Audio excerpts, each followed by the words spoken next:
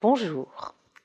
Nous avons décidé aujourd'hui de parler d'un sujet très important qui est l'autonomie stratégique européenne. Mythe ou réalité? C'est le titre de cette intervention. Évidemment, vous vous doutez que j'ai ma réponse, mais je vais essayer de vous expliquer pourquoi aujourd'hui, à mon sens, l'autonomie stratégique européenne est peut-être une jolie idée, mais c'est essentiellement une utopie. Et pourquoi? Parce que l'Europe stratégique est quand même un objet stratégique non identifié, ce qu'on pourrait appeler un OSNI. Alors pourquoi en sommes-nous là?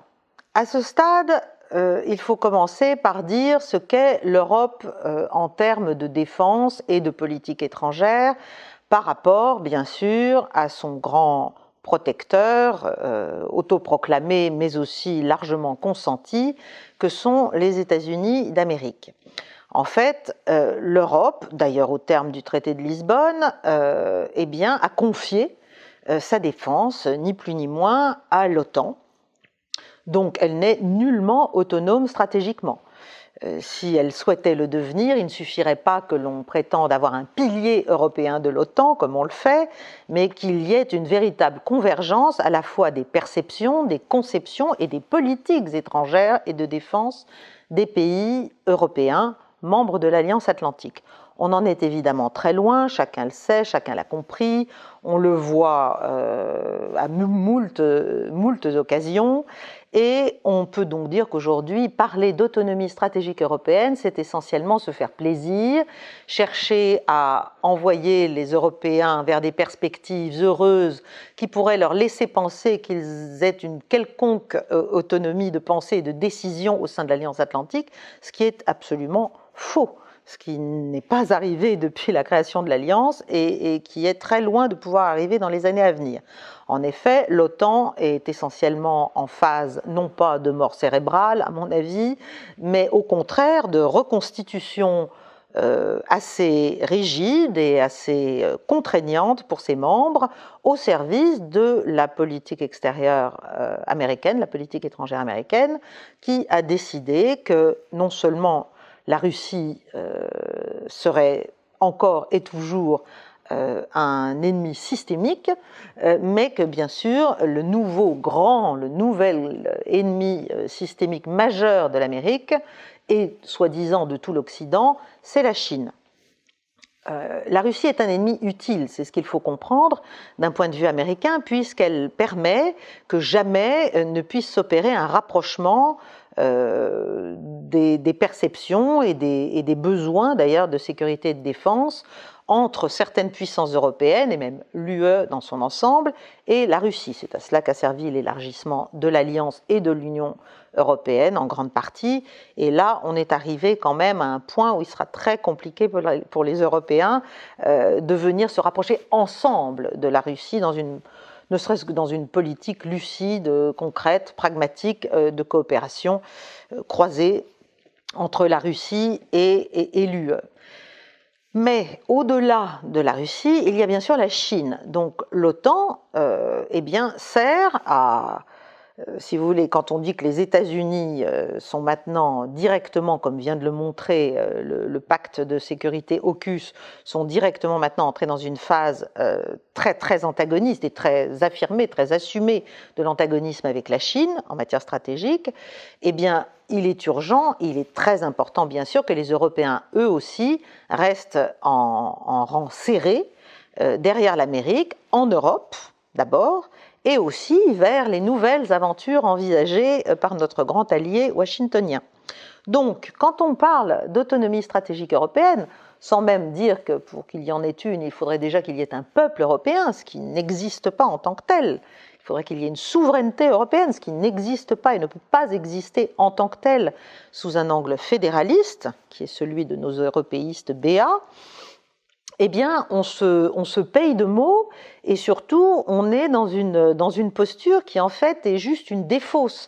C'est une manière de vouloir faire croire aux Européens qu'ils pourraient avoir leur mot à dire au sein de l'Alliance en matière de politique étrangère. Ça me semble totalement abscon. En revanche, ce qui est possible, c'est pour certains pays européens de reprendre une marge importante, en tout cas pour la France, d'autonomie dans la définition de leurs intérêts de politique étrangère et de défense. Donc, de retrouver finalement ce que j'appelle l'utilité stratégique. Et la France est évidemment la première puissance à pouvoir le faire, puisqu'elle est quand même une puissance militaire complète, même si elle a quelques trous capacitaires qu'il est urgent de combler avant qu'ils ne s'agrandissent trop. Elle est une puissance européenne majeure en Europe, surtout depuis le départ de la Grande-Bretagne, qui a une fois de plus et clairement choisi le grand large, comme vient encore une fois de le montrer le pacte AUKUS. Donc la France, elle, doit être, si vous voulez, le socle de certains rapprochements entre des États européens et elle-même par rapport à une utilité stratégique retrouvée de notre pays. C'est peut-être cela qui pourrait être le socle, non pas d'une autonomie stratégique européenne, mais d'une autonomisation en matière stratégique de certains pays européens en fonction de leurs intérêts convergents sur certains sujets. Ça peut se montrer bien sûr déjà dans les coopérations industrielles, certaines, et ça peut se faire bien sûr par rapport à des engagements ou à des projections de force envisagées. Pour cela, il faut donc retrouver notre utilité stratégique et ça ne peut se faire que par l'écart. C'est-à-dire, il faut, pour être utile aux autres, et évidemment, à commencer par soi-même, pour être utile à soi-même et pour être utile aux autres et pour regagner de l'influence, du crédit, pour inspirer le respect, voire la crainte, il faut renoncer finalement à la facilité de l'alignement, à la facilité de la vassalisation, à la facilité du suivisme et du grégarisme stratégique qui est notre posture dominante depuis maintenant des décennies.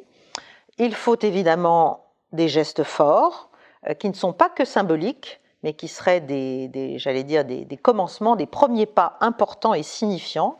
J'en vois un. Et nous avons raté beaucoup d'occasions pour le décider, mais il y en aura d'autres, et on peut le faire à tout moment, à vrai dire. Ce serait de sortir du commandement militaire intégré de l'Alliance, qui ne nous apporte, à vrai dire, pas vraiment de voix au chapitre importante, mais nous entraîne dans une intégration toujours plus forte. Or, le grand paradoxe, c'est qu'à force de s'intégrer, les défenses des pays européens, en fait, désintègrent l'idée même d'une Europe puissance, qui est de plus en plus objectivée et de moins en moins un sujet possible de son propre devenir en matière stratégique. Donc voilà, pour l'autonomie stratégique européenne, pour certains ce sera peut-être une mauvaise nouvelle, mais je pense qu'il est temps de cesser de se payer de mots. Il est temps de comprendre comment les États-Unis agissent vis-à-vis des Européens. Il est temps de comprendre que nous avons une place géopolitique et politique d'ailleurs tout court propre. Ce qui ne veut pas dire qu'il faille sortir de l'OTAN ou qu'il faille être dans une attitude d'hostilité vis-à-vis des États-Unis d'Amérique, mais simplement qu'il faut commencer à admettre et à comprendre tout l'intérêt qu'il y a à admettre que nous n'avons pas les mêmes intérêts, et c'est la logique même en matière de politique étrangère, que les États-Unis, pas plus que nous n'avons les mêmes intérêts que la Chine, que la Russie, que l'Iran, que la Turquie ou que je ne sais qui. Nous sommes différents, nous pouvons être convergents sur certaines visions du monde, mais il y a du travail parce qu'il faut sortir absolument du manichéisme en politique étrangère qui a fait tant de mal à l'Occident en matière de crédit politique et de crédibilité, même tout court. Et il faut revenir, à mon avis, à un multilatéralisme sérieux, pragmatique, réaliste, de relations avec l'ensemble des États, sur une base d'égalité, sur une base de coopération souhaitée et travaillée, et qu'il faut donc, pour cela, parce que c'est à mon avis la seule façon de stabiliser de grandes parties du monde aujourd'hui en tension dangereuse, il faut pour cela commencer à vouloir redevenir nous-mêmes, à reprendre un amour-propre collectif important en France et à en déduire les nouvelles fondations d'une politique étrangère pragmatique, utile, ambitieuse et certainement productrice de grands succès.